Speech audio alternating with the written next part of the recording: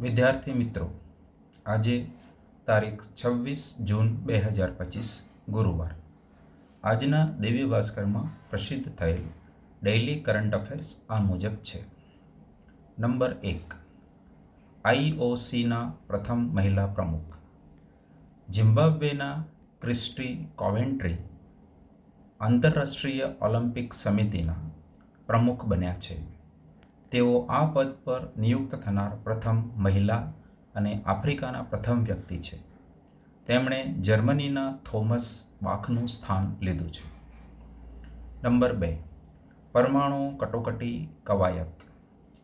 IAEA અને રોમાનિયાના ચેર્નાવોડ nuclear power plant ખાતે વિશ્વનો સૌથી મોટો પરમાણુ કટોકટી કવાયત CONVEX-3 શરૂ કર્યો છે. 75થી વધુ દેશો અને 10 આંતરરાષ્ટ્રીય સંગઠનો તેમાં સામેલ છે. એક્સિયમ મિશન શરૂ. ભારતીય અવકાશયાત્રી શુભાંશુ શુક્લા એક્સિયમ મિશન 4 હેઠળ ISS માટે રવાના થયા. ટેકનિકલ મુશ્કેલીઓને કારણે તેમનું મિશન 6 વખત મુલતવી રાખવામાં આવ્યું હતું. શુભાંશુ ISSમાં જનાર પ્રથમ ભારતીય અને અવકાશમાં જનાર બીજા ભારતીય બન્યા છે.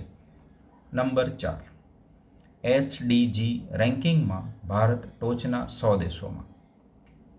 ભારત પ્રથમ વખત ટકાઉ વિકાસ લક્ષ્યાંક સૂચકાંકમાં ટોચના 100 દેશોમાં પ્રવેશ્યું છે. 193 દેશોના SDG સૂચકાંકમાં ભારત 99મા ક્રમે છે. આમાં ફિનલેન્ડ પ્રથમ, સ્વીડન બીજા અને ડેનમાર્ક ત્રીજા ક્રમે છે.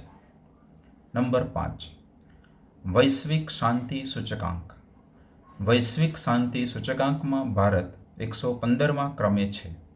ગયા વર્ષે ભારતનો ક્રમ 116મો હતો. 2008થી આઇસલેન્ડ સતત ટોચ પર છે. આયર્લેન્ડ બીજા ક્રમે અને ન્યૂઝીલેન્ડ ત્રીજા ક્રમે છે. નંબર 6, પ્રથમ off grid green hydrogen plant.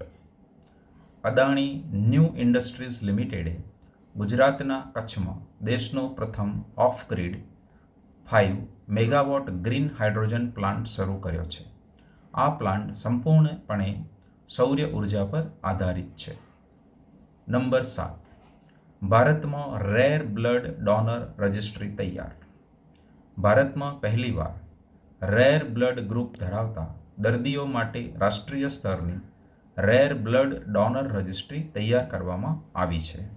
આ પહેલ ICMR હેઠળ નેશનલ ઇન્સ્ટિટ્યૂટ ઓફ ઇમ્યુનોહેમેટોલોજી દ્વારા કરવામાં આવી છે.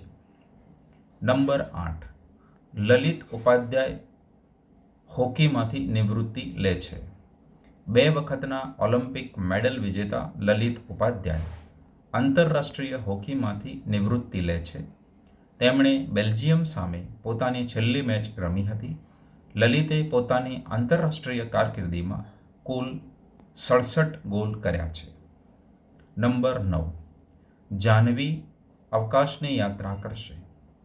આંધ્રપ્રદેશની ડાંગેતી જાહ્નવી નાસાના આંતરરાષ્ટ્રીય વાયુ અને અવકાશ કાર્યક્રમને પૂર્ણ કરનારી પ્રથમ ભારતીય બની છે. જાહ્નવી એક એસ્ટેરોઇડ સંશોધક છે અને તે 2029માં અવકાશની યાત્રા કરશે. નંબર 10, ટેસ્ટની બંને ઇનિંગ્સમાં સદી. ઋષભ પંત હેડિંગ્લી લીડ્સ ટેસ્ટમાં મેચની બંને ઇનિંગ્સમાં સદી ફટકારનાર પ્રથમ ભારતીય વિકેટકીપર બેટ્સમેન બન્યા છે. તેમના પહેલાં ફક્ત ઝિમ્બાબ્વેના એન્ડી ફ્લાવરે જ આ સિદ્ધિ મેળવી છે.